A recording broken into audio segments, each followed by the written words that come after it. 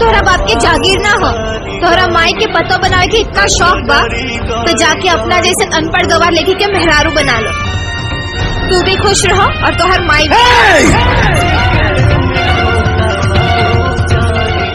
आगे एक शब्द भी बोल ले तो अपन चेहरा ना पहचान पाएगी।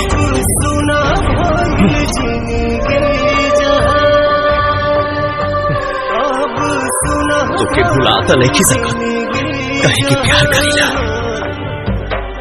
जब तक ते खुद चल के ना आई भी तब तक तोरा के हम पलट के भी देखनी।